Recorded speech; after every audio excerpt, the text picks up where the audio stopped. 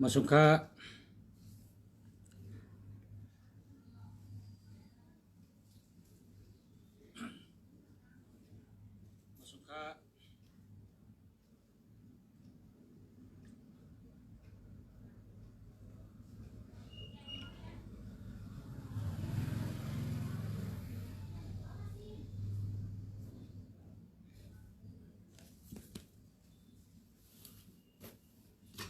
มาค่ะข่าวยาม7 โมง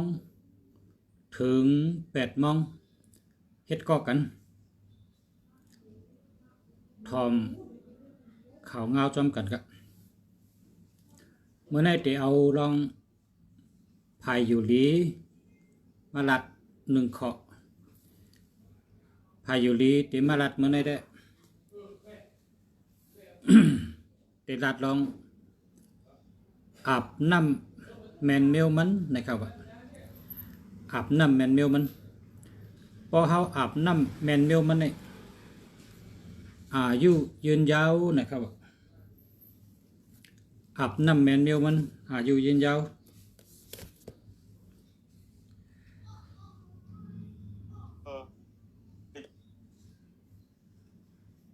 4号边路。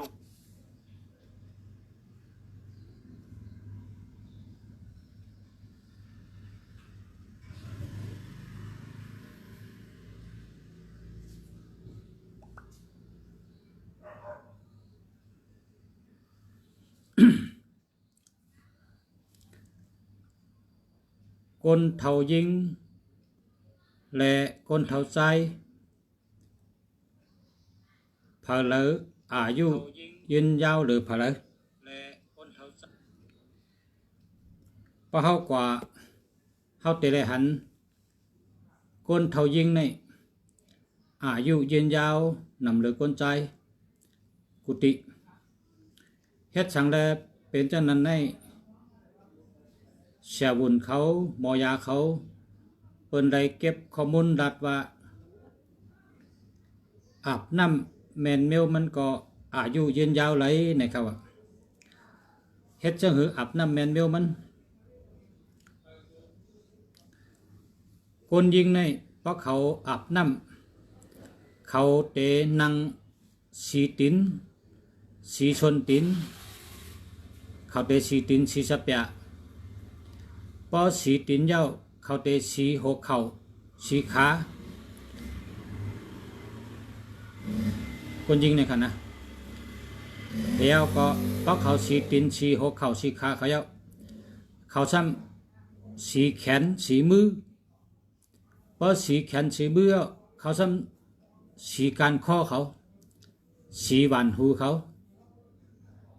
ล่างนาเขาเฮ็ดไหนใกล้ค่ะคนยิงเนี่ยเขาเฮ็ดเนี่ยไล่อาบน้ำพาเลยก็มช้อนเขาตื่นเห็นนั่นกูก็พาเลยก็มเจ้เขาเฮ็ดใกล้กะเขาเฮ็ดนั่นกูก็ค่ะ เขาเอาน้ำตองก็โหเขาแล้วล่ะก็โหเขาในก็เปว่าคนโหเขานำน่ะ1 วงในเขาใส่โห1 ปอก1 เหลือนในเขาใส่โห2 ปอก 3 ปอกเลยก็เพราะฉะนั้นแหละล็อกไล่อาบน้ำคนยิงนั่นแมนเมลมันเสียบุญเขาหมอยาเขาว่าพอเพลออาบน้ำเพอเอาน้ำตองตีตินกัดล่างตินสีตินสุกตินกัดเย้าจ่องก้อยสุกหัวเข่าเอาน้ำตองหัวเข่าสุกตองหัวเข่าสีหัวเข่าเย้าสีขา เพราะว่าสีหัวเข่าสีขาเย้าจ่องก้อยสีมือจ่องก้อยสีตัวคิงเอาน้ำตองจอมขาจอมตัวคิงจอมแขนจอดเจเสียเย้าจ่องก้อยตองขึ้นหัวเพราะตองหัวภายซ้ายภายขวาเย้ากำลืนชุดจ่องก้อยล่างหน้าจ่องก้อยตองก็โหเพราะเฮ็ดจังไหนในอาบน้ำแมนเมลมันนะครับอาบน้ำแมนเมลมันเพราะว่าอาบน้ำแมนเมลมันก็ อายุยืนยาวไรเหมือนกันครับกำนี้กวนใจให้สังแลอาศักวัดให้สังแลกวนเท่าใจกี่กวนเท่ายิงหนำกวนอาศักยาวเนี่ยกวนใจในเป็นกวนอาบน้ำพิษ กำน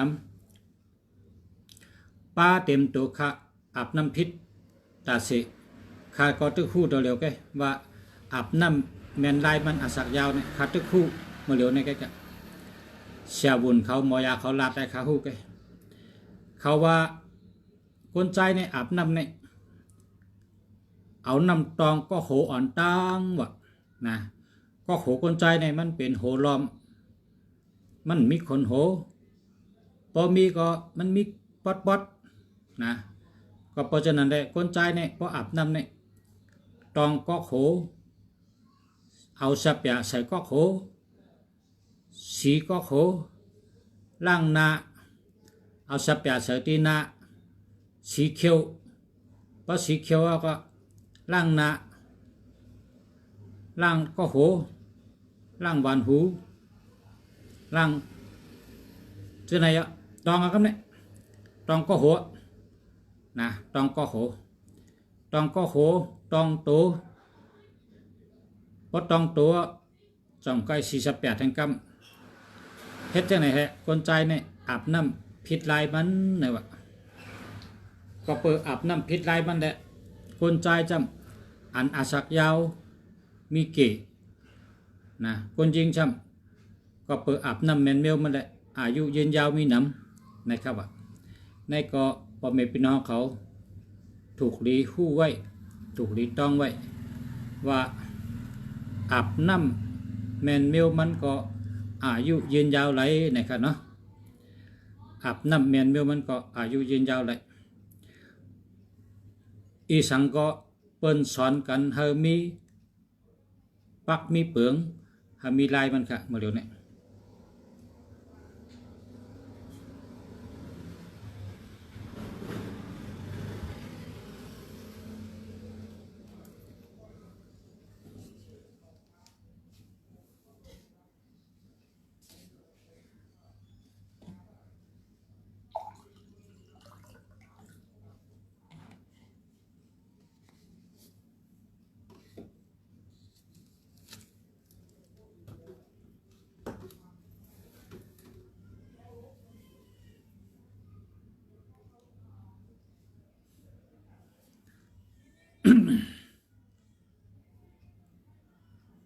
เมื่อใน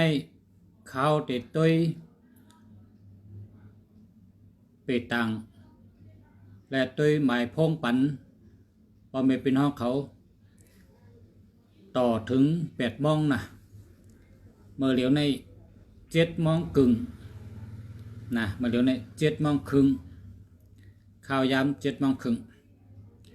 ข่าวเตนังเสร็จแล้วตัวปันหมายพงจองมันหลีตัวปันกุเกาะยาก็ตัวปันเกียวจัตตาว่าจองเกียวหลีเนาะตัวปันกุเกาะ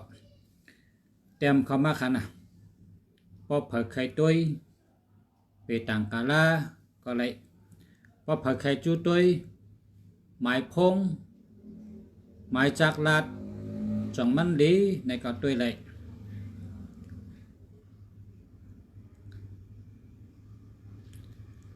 โอ้สัตว์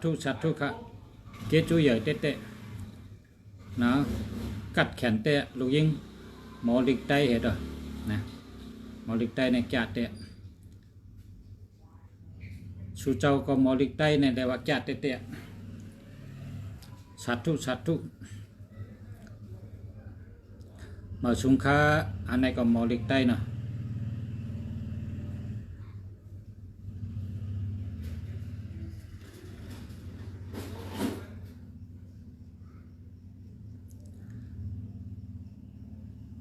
พอผักไข่ด้วยหมายพงด้วยปันไรครับนะด้วยหมายพงจองมันดีนะเมื่อไกมีคนใจกองถามเขามาว่าหมายพงตัวละลีเนี่ยวะหมายพงตัวละลีหมายพงมีคนแทงกอง เต็มขึ้นมาแล้วค่ะ0992464785อันไหนดีเต๊ะๆครับ8558เป็นคนรักแหลมเป็นคนแรดเซลโกเพอ7887มีอำนาจมีปรามีมีเงินมีคำอันไหนก็แคม4774เป็นคนใกล้นะ4774เป็นคนใกล้6446พออยู่จำก็เกี่ยวเจอเสื้อเจอเป็นคนเจอดีหมออุกหมอลัด2442เป็นคนตัวเย็นเย่เจอเย็นเย่ชอบเย็นเย่เมตตาดีตั้งหักดีการเงินดี9229ห่างดีเลยเก่า924อาจุนดี426เมตตาอาจุนดี99เป็นคน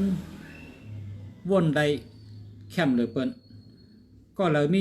99ป้ายวนแคมเหลือเปิ้นอันเปิ้นวนอำไรเจ้าเก่าวนไรอันเปิ้นอำเจนจ้าไรก้อยกาเจ้าเก่าเนี่ยเจนจ้าไรตาเสเพราะเผอมีเก่าเนี่ยเป็นคนวนไรเป็นคนเจนจ้าไรอันแคมมันเปิ้นในวนไรนะ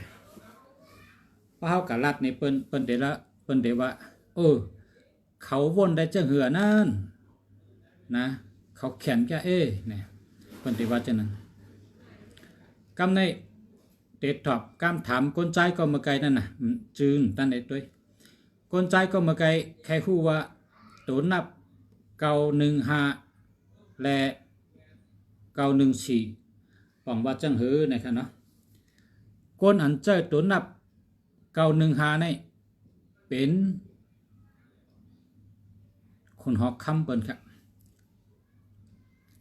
915นี่เป็นคนหอกคำเพราะเผอเจ้า915นี่เป็นเจ้าเป็นขุนเมืองหนังมุนใหญ่คนหอกคำเฮ็ดสังก็มีคนจอยเฮ็ดสังก็มีคนปั่นแห้งเฮ็ดสังก็มีคนกำแถมค่ะ915เป็นตัวนับเจ้ามุนใหญ่คนหอกคำหลงเป็นตัวนับพระราชาตัวนับที่มีสิ่งศักดิ์สิทธิ์คุ้มครองนะสิ่งศักดิ์สิทธิ์อันว่านั้นเพิ่นฮ้องว่าเจ้าทอดเจ้าเมียดนะเจ้าทอดเจ้าเมียดเป้าป้าจอยเลยตาเสนะ915159นี่นะก็ตั้งเลยก็รอดเพเหตุการณ์สังก็อองอยู่ดีกินหวานเป็นคนเจริเป็นคนมีสติปัญญานะ915159 951เหมือนกันกำได้อันเป็นแทงโตซ้ำ914 149 941 914อันในอธิเปงซ้ำบอกว่าเป็นตัวนับเจ้าแม่ลอยเงินนะเจ้าแม่นั่งลอยเงินนั่งลอยคำพอตั้งไทยในคนห้องว่าเทวีแห่งโชคลาภนะเทวีแห่งโชคลาภเทวีนี่ก็เป็นเทวีนางผีลอยเงินปันจกปันลับนะตัวเล็กตัวนับเทวีแห่งโชคลาภนี่4554นะ4554อำนั้นก็914เป็นห้องว่าตัวนับเจ้าแม่นั่งลอยเงินอันในเฮ็ดจังแลเปิ้นเป้เสือจึงแคมนั่นแหละก็บ่วางจ่อยคนเฮาไล่ป่นตั้งทุกขะนะจ่อยคนเฮาพอเผาใจตัวนับจังไหนนี่อ่ำร่มอันว่านั้นกล้าขายก็ชุ่มนั่นกะนะกล้าขายก็ชุ่มซัมเปว่า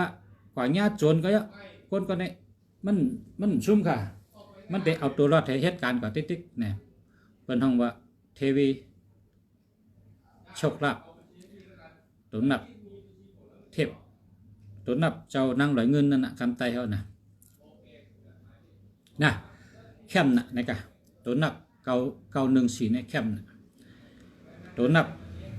915ก็ซ้ำตัวนับขุนในก็แคมการได้จะมีคนถามมาถึงกอง065-718-5685นะอันในเจิมไรดูไรแปดนะหามือนะ นะติรัดเนี่ยติป่องมันอติเปมันอันเป็น1881นั่นน่ะที่ว่าเจิมไรเนี่ย1881ในแห้งไรเปิ้นเจิมเนี่ยเปิ้นว่าเปิ้นอ่ำชื่ออ่ำโยต่อเฮาเนี่ยว่า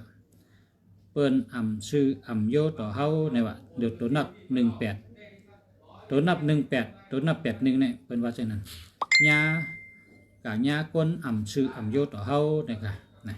เช่นนั้นได้เลียวเช่นนั้นได้8558เป็นคนรักแหลมแดดเชล6886ไรเงินดี5665เป็นสัตเทนะ7117เป็นคนเหตุการณ์จ้า6556เป็นสัตเทอันนี้อันติ่มดีได้81นั่นน่ะนะมันลูก818118เน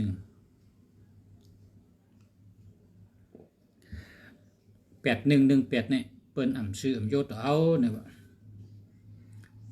09343666493อันไหนดีไหมครับอันไหนก็พบเป็นก้นเหตุการณ์ก่อสร้างดีเตะนะเพราะว่าเหตุการณ์ก่อสร้างใน93ในเปิ้นว่าเฮ็ดสังกอเป้เปิ้นแล้วก็มีแห้งโตแก่นแข็งแห้งมือแห้งเจอแก่นแข็งครับ93เนี่ยนะแล้วก็เป็นคนไว้โตก็ไว้ใจก็ไว้4994เป็นคนออกออลีญาณดีว่า6446พออยู่จำก็เจาะจะเสื้อเจอ66เป็นคนเจาะก้นหมอเปียวหมออุบหมอลัดตั้งกินอันดีอันหวานหมอเฮ็ดหมอสร้างเข้าดีพักหวาน3663ตั้งหักเหลเงินดี4334เป็นคนที่ลัดซื้อนะลัดซื้อตื้นกดกลางแล้วก็ลัดก็ลัดซื้อลัดอันจื้ออันใจเงินเดียว3443เนี่ยนะว่าจังนั้นค่ะยินจมเหยอะดำนำค่าเอาค่ะยินจมเหมือนกันค่ะแม่นแต่ค่าเอาค่ะยินจมค่ะขอบใจค่ะยินจมค่ะมาทางกองค่ะเนาะ0639527534อันในติรัดนี้อธิเปนะ3443เป็นคนลัดซื้อเพราะให้ก่อสร้างได้เรียวแห้งตีนแห้งมือแก่นแข็งแห้งตัวแก่นแข็ง53เป็นคนใกล้เป็นคนคัดใจนาการทั้งคืนอย่างมาสูง53มีคนจ่อย7557เป็นคนพอเขาลัดความไหนก็เขาก็ลัดตันเปิ้นนั่นกะพอเปิดถามมันก็ลัดตันขึ้นตอบตันขึ้นเลยนะเป็นคนตั้งลัดตอบตันขึ้นเลย2772อันนี้เงินอ่ำอยู่กับอะไรมาเซ็งกับขึ้นติดกับ27นี่นะ5225อันนี้มีสติปัญญา5995เจ้าถอดเจ้าแมทเปิดป้าจอยแถม3993เฮ็ดสังกอเป้เปิ้น6336การเงินดีตั้งหักดีนะก้อยกะคนก็ในมันมี27ค่ะพอมี27เนี่ยลุงจะแนะนำให้หาเมื่อค่ะเพราะว่า27เนี่ยเฮาหาอะไรเงินมาหาอะไรมีอะไรนำก็คือก็ย่อมันขึ้นเสียงขึ้นติดๆค่ะขอบคุณครับขอบคุณอาจารย์ขอบคุณเหมือนกันครับมาแทงกล้องครับสมหวัง0944346236ตั้งหักดีเงินดีครับ62ลัดสังก็เป็นเงินเป็นคำ23เป็นอจุนดี46พออยู่จำก็เจาะใจเสื้อใจ34เป็นคนแห้งตีนแห้งมือแก่นแข็งลัดซื้อ44เป็นคนหมออุบหมอลัดเป็นคนหมออุบหมอลัดหมอกับสืบ94เป็นคนออกออดีญาณดีนะก็จะไรกันนะจะไร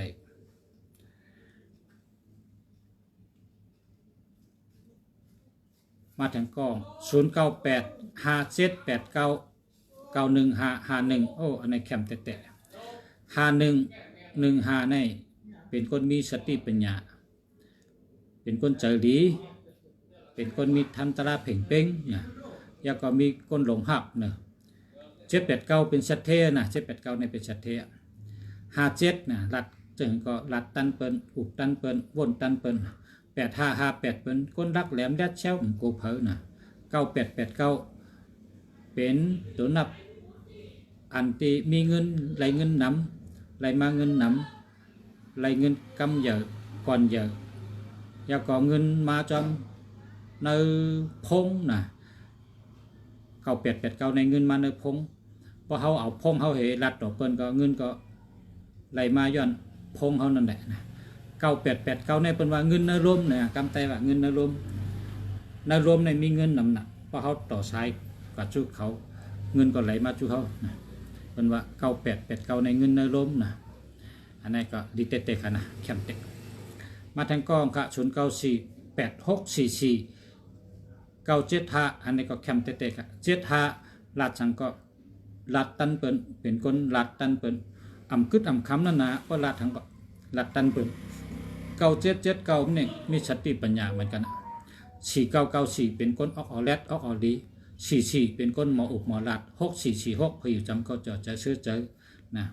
8668ไรเงินดี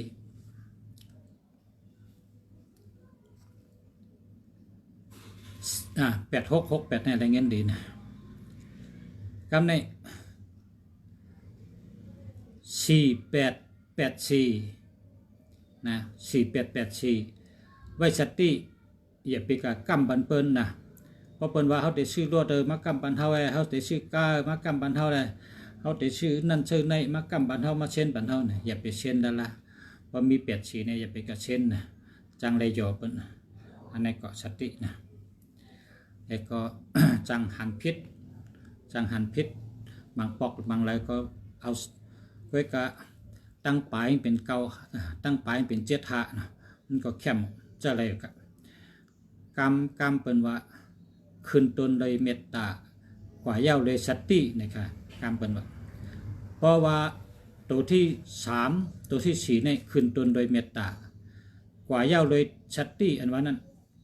3ตัวตั้งหลังนี่ให้มีตัว5 1ตัวนะครับเพราะว่าหมายพ้องเผยมีตัว5 1ตัวอยู่ตั้งหลัง3ตัว4ตัวนี่ผมว่าเป็นหมายพ้องดีครับเจ้าอะไรครับขึ้นต้นโดยเมตตากายเย้าโดยสตินะครับคำไตตั้งหลังแต่ละมีสติเนี่ยประวัติตัว5ใน4ตัวหลังเนี่ยแต่ละมีตัว5ตัวนึงนะครับในเป็นกรรมเปิ้นครับก็5เนี่ยมีสติมังก็เอา9779ในมาแทนก็เป็นสติครับเพราะว่า9779ก็มีสติ9559 4554 1551จะในเป็นตัวสติพอเขามีสติเฮ็ดสังก็เต็มพิษนั่นขนาดเนาะพิษของเต็มพิษจะพิษหลงให้เนี่ยมาทางกองก็40196804643อันในศูนย์มินกลางกันนะในตัวเลยหาใหม่กันนะ63ตั้งหักดีเงินดี46พออยู่จำก็เกี่ยวจะซื้อเจอ04เป็นก้นผู้ลองเปิ้นนำเฮเปิ้นความลับผู้นำน่ะเปิ้นก็ผู้ลองเฮาก็ผู้ลองเปิ้นน่ะ04นี่นะ8008นี่ก็จังเป็นยอกกะในตัวในคิงนะ6886ในก็เลยเงินดีนะ9669หาเงินได้ง่าย1991เป็นคนมีชื่อเสียงหลังชื่อเสียงดีคนรู้จักง่าย6116เป็นคนมีปักเปิงดีการเงินมีปักเปิงเข้มก็กะในกลางมีศูนย์นะว่ามีศูนย์ในโดยหาเหมือนกัน0652215464อันนี้ดูหาเหมือนกันนะเพราะว่าในกลางมี21กันเนาะอ่องมิ้น6446พออยู่จำก็เกี่ยวจะเจอ5445เป็นคนมีสติปัญญาเป็นคนมีตั้งหู้1551คนหลงใจแถมมีเป็นคนมีสติปัญญานะจะในดีที่21เนี่ยตั้งหักกำลีเปิ้นตั้งหักกำลีลองไผ่ตั้งหักกำลี21เนี่ยนะ2112ใส่เขาก็ทิ้งได้นะแล้วก็เปิ้นก็หักเขาเตะแล้วก็ตั้งหักในมันดีนั่นนะไผ่เราตั้งหักได้มันดีก็ในเผยมี21เขาเรียกหาเหมือนกันนะสมบังในมาทางอันนี้หาเหมือนนะสมบังดีอันนี้บอกว่า0993452136อันนี้หาเหมือนกันดีมันมี21ครับนางเอลู0652239749อันนี้เดียวนะเดียวนี่แหละ 0927879479นะ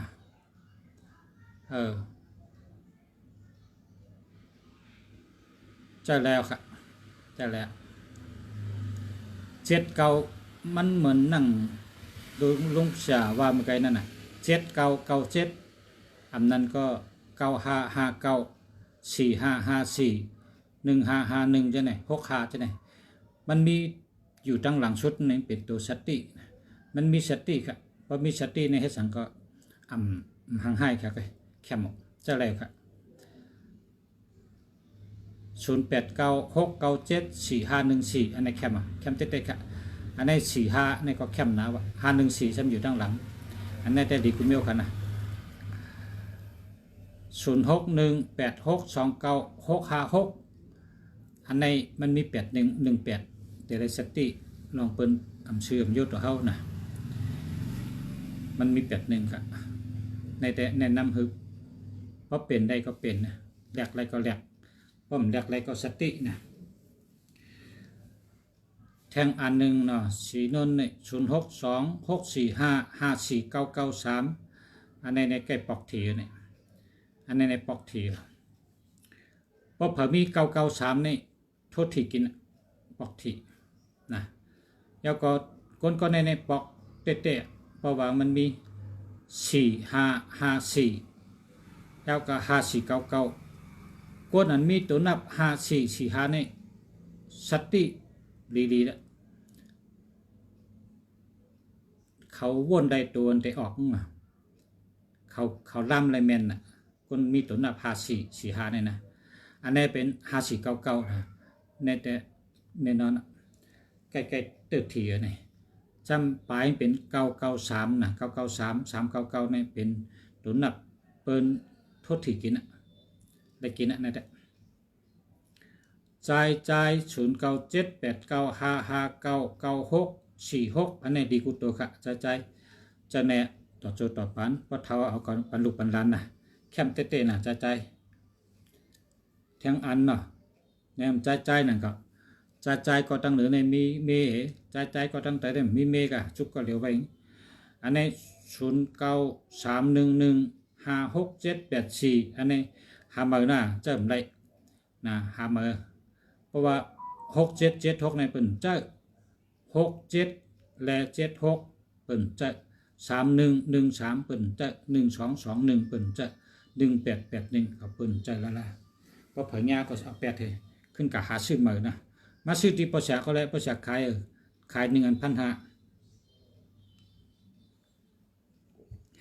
ขายไม้พงอันดีนะไม้พงอันดีประชาขาย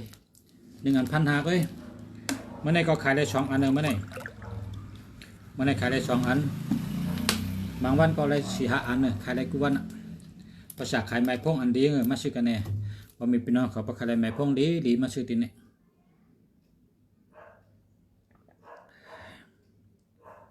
0948420962นะ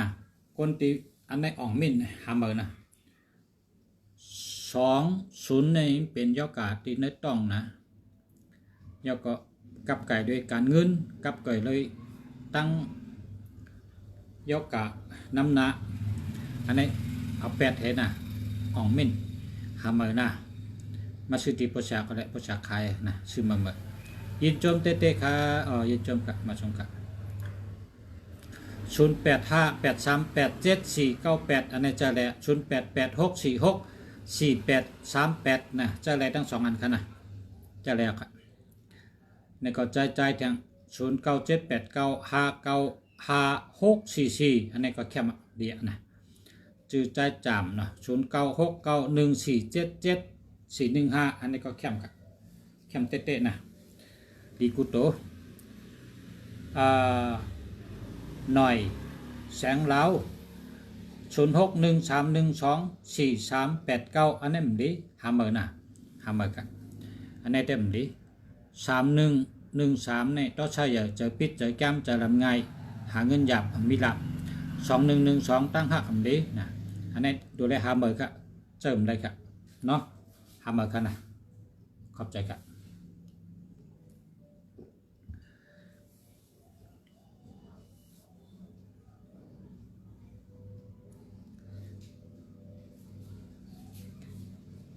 สันลอยต้นสันลอยต้นมาส่งค่า0646388643ในว่าอันนี้เจออะไรครับแค่มาครับแค่มาเจอแล้วดีกุโตครับ38นี่นะ38นี่เป็นคนอันปลายวนแรดนะไป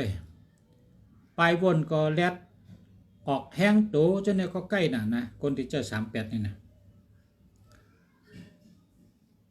แห้งออกแห้งโตเพิ่นท่องว่าเล่นกีฬาน่ะนะใกล้น่ะคนมี38เนี่ยเล่นออกแห้งเนี่ยนะเขาใกล้น่ะอันนี้เดียวครับเจอแล้วใจไล่ค่ะ0923703899อันนี้เจอได้ค่ะหามือนะหามือครับปู่น้อยออนคำปู่น้อย0620525567อันนี้มันดีเอา8แถวก็หามือยิง0994234823อันนี้เจอแล้วครับแค่ผ้าเสย0622241579อันนี้เจอแล้วค่ะนะแคบหนาวค่ะแคบมาอันนี้แต่เป็นคนเจอรีพอมี2-3ตัวให้ในแล้วก็เจอรีเท่านั้นแล้วก็มี415เป็นคนมีปิญญานะปลายจำเป็น79นะแคบหนานะผ้าเสยเนี่ยเอาค่ะสาธุค่ะใครชิมเน็ตนะไรค่ะประชาในเฮ็ดเน็ตก็ไรค่ะวันทุกคอก็มีติดแท็กก็มีเพราะกับเฮ็ดเน็ตก็เลยจ่ายแทงเดือน200เดือน200ก็มี300ก็มีนะตั้งโทรตั้งเน็ตไรเหมือนกันครับเพราะเดือน300ในแห้งทนไรโทรพี่กูเครือข่ายนะตาร้อยเนี่ยโทรพี่ตาร้อย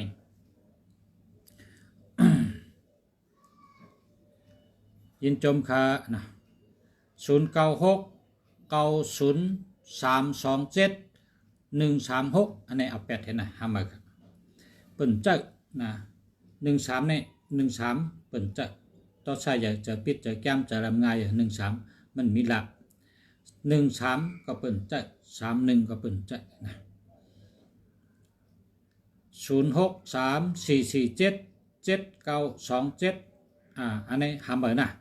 หามาครับอันนี้มันป้าเงินเห็ดตัวสัมเปว่าสุดใจกับรายปีก็ยาสุดเติมมีเงินไหลเพราะว่ามันมีตัวเงินเห็ดตัวครับเนี่ย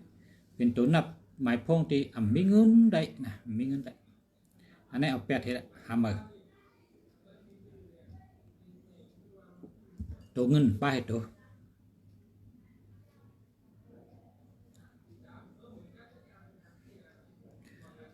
พอเขาซื้อหมายพงในให้ป้าตัวเงินให้กูนะตัวเงินในเหมือนจังว่าตัว15512423563566969656อันนั้นก็99อันนั้นก็98897887จะไหนเพิ่นห้องวัดตัวเงินนะตัวเงินในติเกตชุดโดยไรมีเหตุกูนะเขาแต่ได้มีเงินกินมีเงินเจอพอเขาก็ชื่อหมายพงป้อมป้าเงินละในโหลดชื่อมันป้าตัวเงินมาได้อย่าไปชื่อมันเหมือนเขากับชื่อไก่มันอ่ะเขาใครมาเพมนะพอเขามาเลี้ยงไก่มันเพปอกไข่ก็ไม่ได้กินเดื้อก็ไม่ได้กินแต่เลี้ยงยังพอเขาเลี้ยงเขาก็ใครเพนั่นนะเพราะกับชื่อหมายพงมาเขาก็ใครมีเงินมาหาเงินปันเขานะเขาหลบวนจังนั้นนะเพราะมันดีก็ถึงแต่กะหามืออันดีมีน้ำใจหินนะใจหิน099787879798อันนี้เข้มนะเข้มเตะใจไต0978959444อันนี้ดีเตะเข้มเตะ06263851มันจะ6385151แม่นอ่ะ53อันนี้ก็เข้ม53ในมีคนจอยตัดเสนะ ก้นนั้นเจ้าตัวนับ5335นี่นาการเข้มเดือเปิ้นชูเจ้าด้วยละเนื้อหมายพงเผยก็อยากปกก็เลยมีหมายพง5335นี่นาการมันเข้มเดือเปิ้นมันแค่สังก็เฮ็ดนาการนี่นะนาการอันมันเฮ็ดเร่งใจมันนั่นตื้นเข้มเดือเปิ้นปกก็อันมี5335นี่หมายพงตัวนับ53ตัวนับ35นี่เปิ้นฮ้องว่า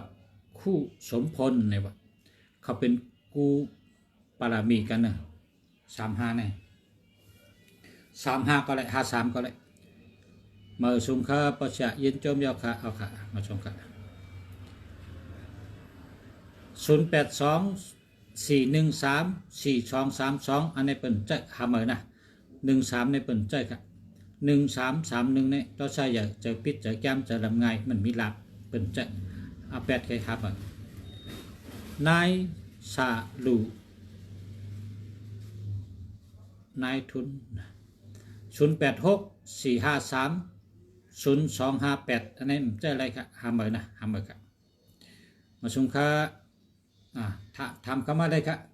ภารกิจตัวหมายพงก็ตัวปันหลายครับภารกิจตัวหมายพงจ่องดีมดีตัวปันเพราะใครอันก็ประชาขายเพราะใครอันดีๆก็มาซื้อที่ประชานะ1 อัน1,500นะ1,500 บาท099กันต่อครับ0977965479อันนี้เดียวเข้มเต๊ะๆครับ09689895978โอ้อันนี้ฉันเข้มทั้ง2อันกันนะใจก่อนเข้มเต๊ะๆครับยินจมค่ะอ๋อค่ะยินจมเหมือนกันครับขอบใจครับขอบคุณน้ำขอบคุณขอบ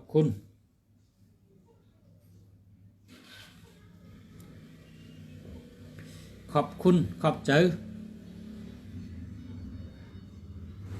คนไทยว่าขอบคุณคนไทยว่าขอบใจเนาะอันเดียวกันนะพอเป็นคำไทยในว่าขอบคุณพอเป็นความไทยว่าขอบใจ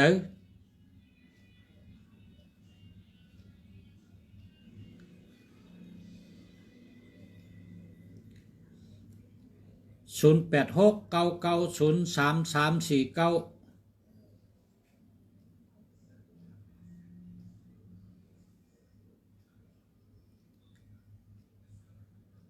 ใจสั่งยุ่นใจมาหลายปีอ่ะใจมาหลายปีอ่ะหามาเห็นละนะหามาเห็นละเพราะว่ามันมีศูนย์กลางมันค่ะ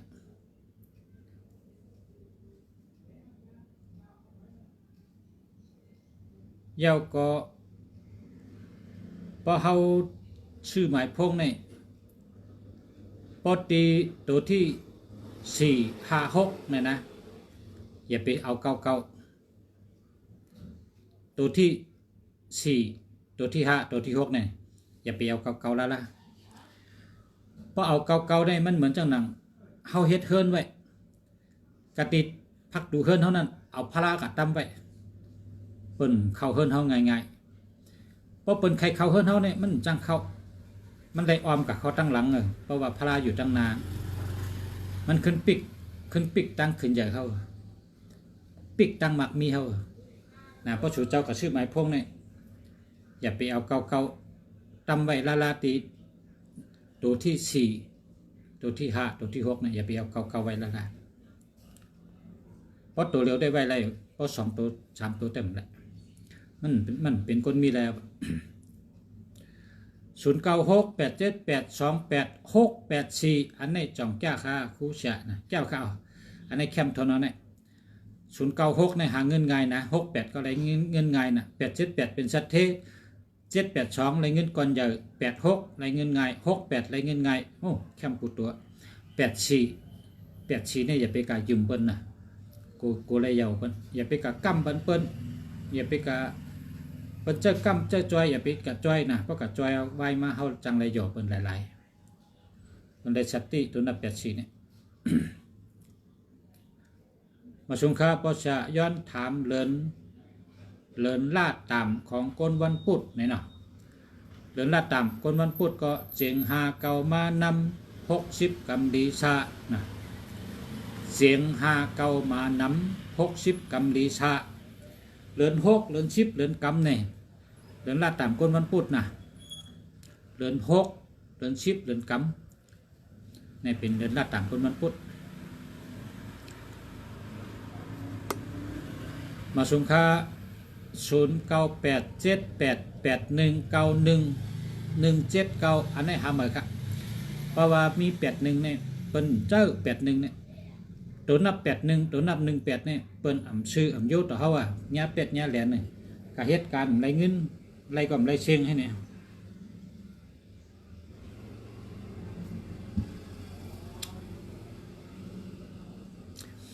มังปอกก็คนหูจักกันมาย้อนหยิมเงินให้3 บ้านด้วยเนี่ยป้องรายการได้3 ปีก็มาปั่นขึ้นอ่ะเดียนเฮาโดนนับ81เนี่ยนะญาเป็ดญาแหลนคนหูจักกันก็แหลนกันหันน้ำหันเจอนะหันน้ำหูเจออย่าไปยุ่มพาลาละ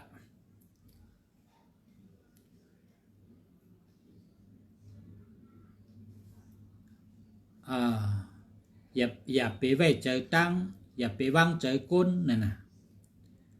อย่าไว้เจอตั้งอย่าวางเจอก้น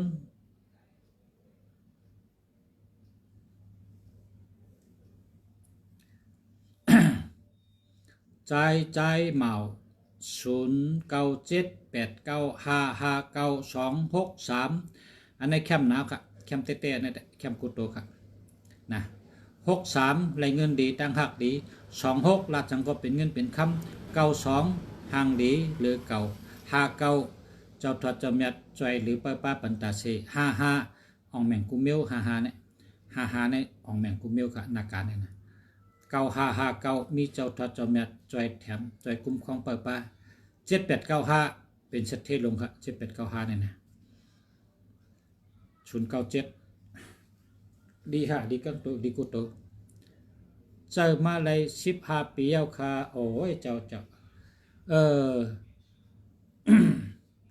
ข้าก็ว่าแลบใจหึงอ่ะเพราะว่าชื่อแทงอันเลยชื่อแคมอย่าไปเอาเก่าไว้กันนั่นได้ละเพราะเอาเก่ากับไว้กันนั่นเนี่ยเฮาเนี่ยเป็นสัตเทเลยเหมือนหนึ่งเฮาเฮ็ดเฮิน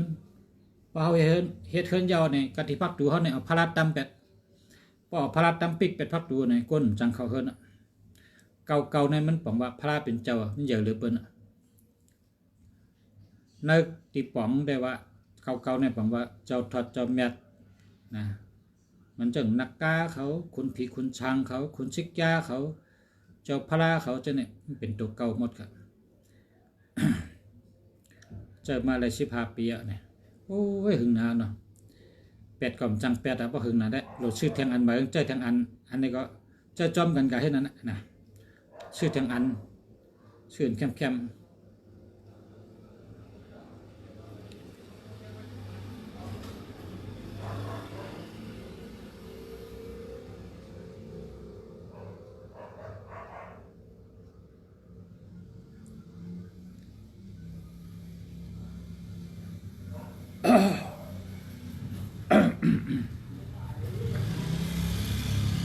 ตัวนับเพราะว่าหาอะไรในตัวเป็นตัวที่3ตัวที่4ตัวที่5เนาะตัวที่4ที่5ที่6 3ตัวนี่เฮิมเป็นตัวเมตตาคงเป็นตัวเมตตาเนี่ยหากินง่ายเจียวหมักเจียวมีกะตีปลายชุดๆเนี่ยให้เป็นตัวสติก็แปลว่าตัว5นั่นตัว5เนี่ยให้ไว้ตั้งหลังชุดๆนะตัวตั้งหลังชุดนั่นเป็นตัว5เนี่ยรีเลยเปิ้นมีเงินง่ายเจียวหมักเจียวมีน่ะคืนตนโดยเมตตากว่าเย้าโดยสตินะครับอันนี้ดีครับอันติดเต็มขึ้นมาเนี่ยใจ3ยุ่น0804069068อันนี้ อย่าไปเจอย่อการนำเข้าเจ้าไหนเพราะว่าศูนย์ในเป็นย่อกะนะศูนย์ในเป็นย่อกะย่อการนำเงินโหย่อการนำตั้งเป็นนำนะศูนย์ในเป็นเอาตัวเร็วกันนะศูนย์ในมีตัวเร็วกัน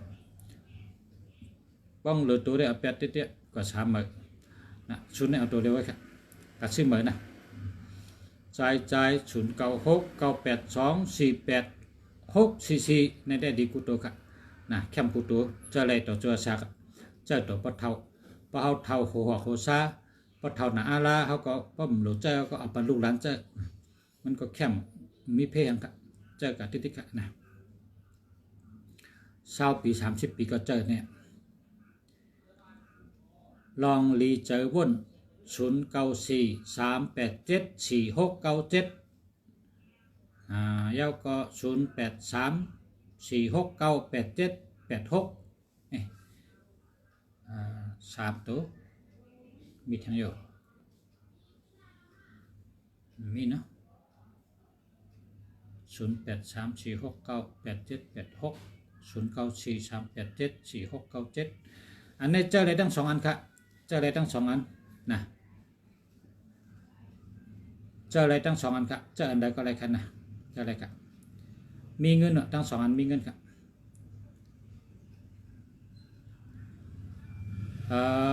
แครี0978329396นั่นน่ะในเกาหลีกุโตค่ะเจอแล้วค่ะแล้วก็0944733757อันนั้นไรเอา8ให้นะหามากันนะ3773ในจังยาเพทุกข้าโตทุกข้าเจอนำนะ3773ในเป็นจะเอา8ให้หามา0979926359อันนี้เจอแล้วค่ะนะไม่กระบา0989795878อันนี้ดีเตะๆกันนะเข้มเตะๆกัน0993086879หามาค่ะหามาค่ะ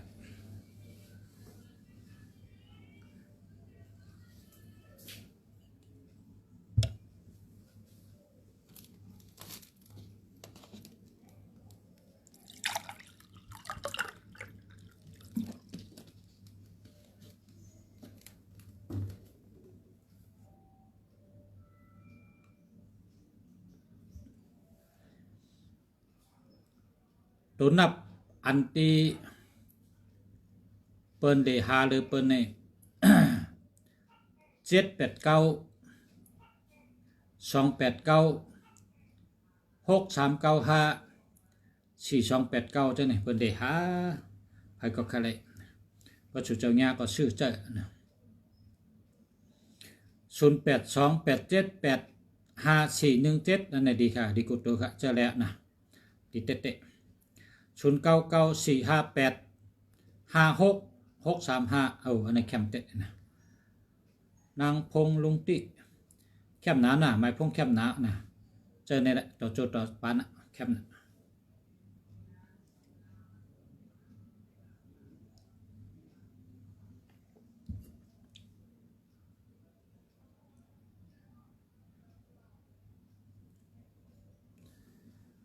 ต่อ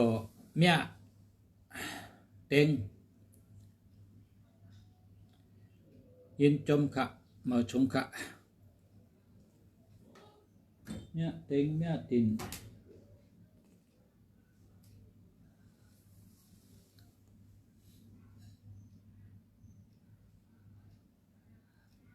ตัวนับ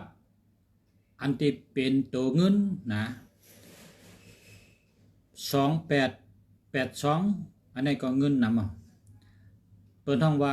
782เนี่ยว่าเงินก่อนเยอะเนี่ย782เงินนำจะ782เนี่ย782นะป้องหาอะไรอันนั้นก็2882ก็เลยเพราะว่าหา3ตัวเลย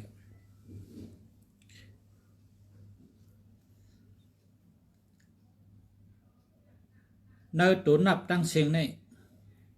นตัวนับกูตัวนี่นะอันเป็นตัวเงินเต้ๆนี่มีตัว6ตั้งตัว8เลยตัวเงินเต้ๆอันนี้นี่ อย่าหลุดอย่าห้ามนะก็เพิ่นก็ซื้อนี่2ตัวนี้เฮิงปามามันติได้มีเงินเนาะ0984516891อันนี้แค่มาแค่เต๊ะๆค่ะ0978959192อันนี้ก็ดีเต๊ะๆค่ะ0968177247อันนี้หาเบอร์นะเพราะว่ามี81ในเปิ้นเจอแกนะ0943647566อันนี้ดีอ่ะดีเต๊ะๆค่ะ097681074696อันนี้ก็เปิ้นเจอค่ะ81ในเปิ้นเจอเอา8ให้หาเบอร์นะ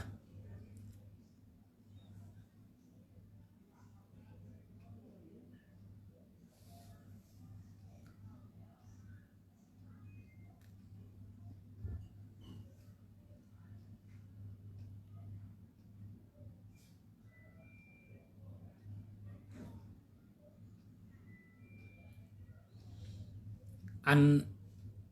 ตัวเมตตาอนุสาวะหรืออะไรขึ้นต้นนี่เฮงอยู่ที่ตัวที่4ตัวที่5เนี่ยนะปอเพิ่นชื่ออะไรนะ63นะ63เมตตาดีตั้งหักดีการเงินดี65เป็นสัตเท4664อันนี้ก็ดีจ้ะดีกุมิว7887มีอำนาจมีบารมี2882มีเงินแต่เนี่ยขึ้นต้นได้ตัวเขาตัวอันที่ตั้งหลังสุดๆหังเป็นตัว5แต่เป็นคนมีเงินง่ายๆเจ้ามักเจ้ามีอะไร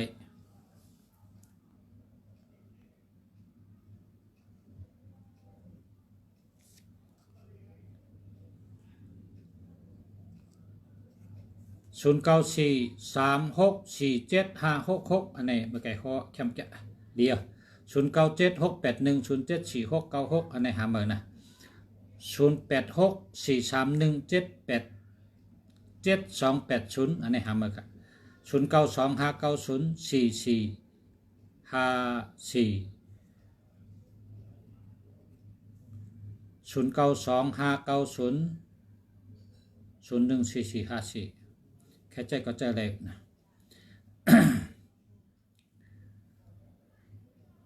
088382329396จะแล้วครับ0636686945แค่มาค่ะเรีย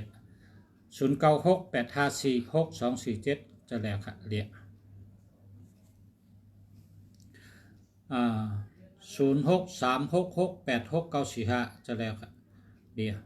0968566247เดียวค่ะจะแล้วค่ะ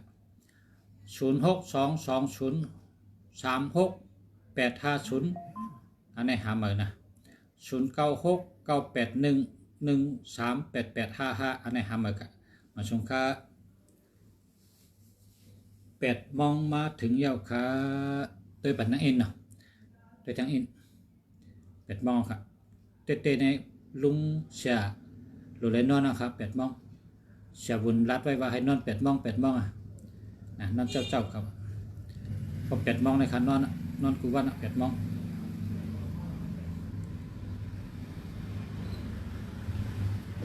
ตัวเดียวในไร8 โมงครับ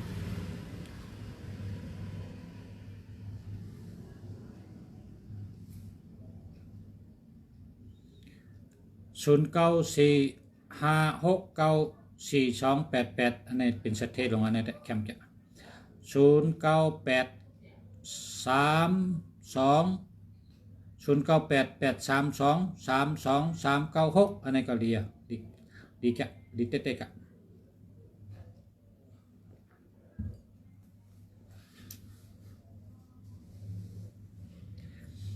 เปิ้นว่า96อยู่ตั้งหลังเงินอยู่มันจะเปิ้นว่า68เงินตั้งไว้ตั้งหลังในเงินอยู่มันจะครับลุงเสียหันก้นอันเจอมาเป็น20ปีเขามีเงินนำนะครับก้นเจอ68 ก็โลเป็นคนมีหรอก68อยู่ตั้งหลังมีเพิ่นว่าเงินโหมันจะอันไหนแต่มันจะ966เก่าก็เงินนำนะครับก็ว่า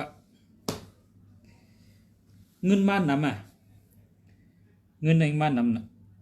บอกว่าเงินในป้องบ้านนำของเจ้าเสียงได้น่ะเจ้าเสียงใจเสียงค่ะเนาะ0968110152หามาครับ0928281947หามาครับ0943160895หามาครับ0942663944เจอแล้วครับ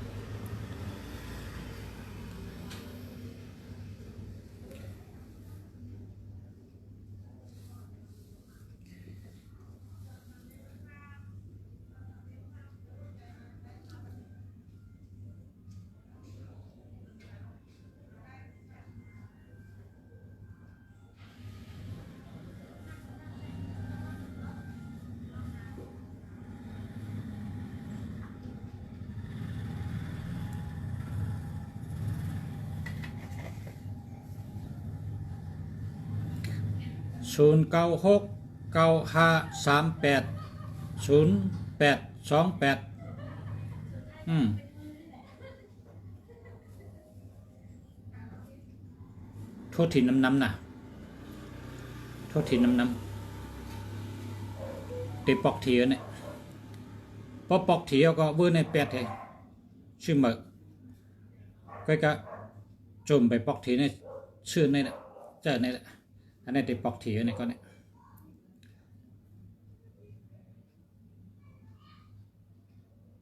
0617799508ก็ในก็เหมือนกันนะแต่ว่าอันไหนแต่มันมีอันปิกลับมันปอกทีก็ในแต่แปดเท่าละห้ามือ0624293098อันไหนห้ามือครับได้จำได้0945694288อันไหนเดียว096953802828ตึกถ้วยยาวไงโทรมาแทงโทษถีน้ำก็เนี่ยเตอร์นี่ก็เนี่ยเตอร์เทีย0943166085อันนี้เอา8เทจำได้ละละค่ะนี่นะจำได้โทษถีก็มันเตอร์แหละอันนี้ได้จะมีโทษถีเบอร์โทรจังไหนได้โทรซุ่มเงินเดียวปอกถีแหละ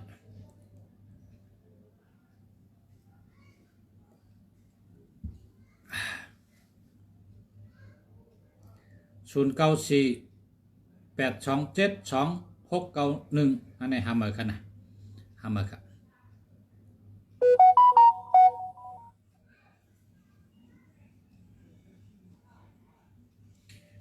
หมายพงหมังเมียวในเขาเจอมาเป็น10 ปีปลายเนี่ยเตอร์ถีให้ปอกเลยหมายพงหมังเมียวในโทษถีตื้นไรมันเกี่ยวตั้งผีถีตั้งผีมันแม่นกันหมายพงหมังเมียวซ้ำโทษกินถีแกเราให้การทั้งก็มีมันกว่าตั้งเผยตั้งมันประกรรมไทยในเป็นว่าสีเทานะสีขาวเนี่ยว่าเป็นสีขาวเนี่ยอย่าไปกับโทษถีละชุมเงินอะไรปอกเลยแต่ว่าพอเป็นสีเทาเนี่ยใครเฮ็ดสังก็เฮ็ดไรเงินติ๊กใครหาเงินไรเลยก็หาไรกินติ๊กพอเป็นสีเทาเนี่ยกำนำในก้นเขาขาเนี่ยเจ้าสีเทาเนี่ยดีก็เพราะว่าเจิมเปิ้นเจิมเฮาใครมีเงินรอผ้ารอซามาหน้าตึกบีเนื้อตัวกูก็รอผ้าอันวางก็ใครใดนะใครมักใครมีนะรอซาอันวางก็ตื้นมิวรอผ้ารอซาโมหะเขาเป็นคนพุทธเจียนโยโย่กันห่ำใจก้นแมทห่ำใจเจ้าแมทนะก็เพราะฉะนั้นเขาหลุดเจอหมายพงในหลุดเจอ78876886นะปอกทีนะเจ้าเนี่ยเขาหลุดเฮ็ดเขาหลุดเจออันเขามีเงินนั่นนะอย่าไปใครกับอะไรสีขาว สีขาวสีเขียวนั่นดีเด้งดีนะมันดีเหมือนจังว่าเป็นเหมือนเจ้าเขาเป็นเหมือนจ้างเขาเป็นเจ้าสั่งเขาเป็นนายขาวเขาใช่ไหมนะนั่นนะเพราะนั่นว่าสีขาวสีเขียวมันแม่นเฮา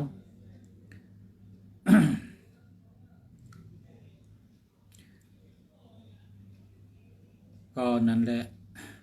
พอเจอหมายพงในลุงเสียเตรัดว่าให้ทำเสียเมืองดีก่อนนะแต่ชื่อจังหือก็ทำเสียเมืองดีกันตั้งแต่ชื่อใครกับชื่ออะไรก็ชื่อใครชื่อตีไผก็ชื่อคำห้ามลองชื่อนะก็จะให้ถามค่ะว่าหน้าการค่าเฮ็ดจังไหน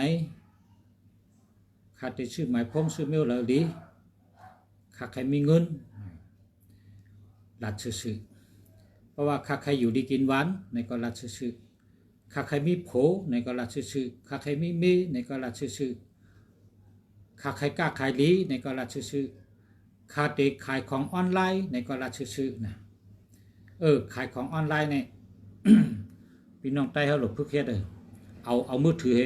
ขายเนี่ยนะนำปัดพงทำจะได้ชื่อห้างกล้วยนั่นป้องเปิ้นทำไรไม่นั่นก็ขาเฮิงอ่องเลยนะ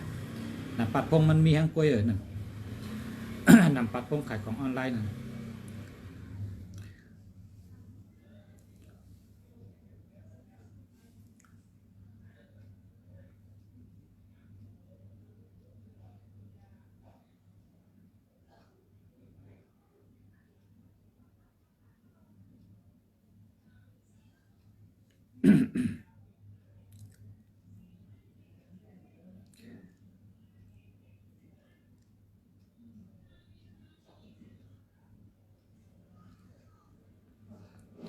มาใกล้ข้าอ่านมาถึงแล้วเนี่ย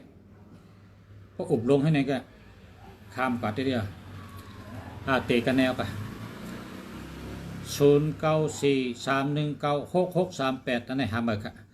096635568371อันไหนหาเบอร์กันนะ37เป็นใจกันนะ0657533287อันไหนเดียวถูกหวยไหมถูกอ่ะไม่ถูกอ่ะ287เนี่ยถูกหวยแล้วก็0943160895อันไหนหาเบอร์ครับ0931467115หาเบอร์ครับ0823693429อันไหนเจอแล้วครับก้นเฮ็ดขายชิมเฮ็ดตันขายโยอันเลยก็ให้หาเบอร์ติ๊กเฮ็ดตันเขาเพราะว่าสลาในเป็นคนต้วยปันเฮาชูเจ้าใจอันดีมันนะเฮาชูเจ้าเป็นคนมักคนมีเฮาชูเจ้าอยู่ดีมีเงินอายุยืนยาวนะป้องดีก็ว่าเจ้าไรเพราะว่ามันดีก็ว่าเจ้าไรแน่รัดซื่อๆนั่นเนาะนะ เป็นปอชะเป็นเมชะนะแต่ละรัดซื่อนะยินจมขาขอบใจค่ะขอบใจน้ำยินจมน้ำติรัดต่อค่ะ0995518861อันนี้หามาค่ะจมยาวขา0894294118อันนี้หามาค่ะสาธุค่ะ0976905974หามาค่ะขอบคุณนะวะขอบคุณค่ะก็ขอบคุณกันนะ8:15ข้าตินนอนพอ8:00ข้านอนกูวันนะมาส่งค่ะขอบใจค่ะยินจมกูเกาะกูกลย้อนให้อยู่ดีกินหวานเฮ็ดการขึ้นอย่างมาส่งย้อนให้อยู่ดีมีเงินมีคำนำกูเกาะกูกลค่ะมาส่งค่ะ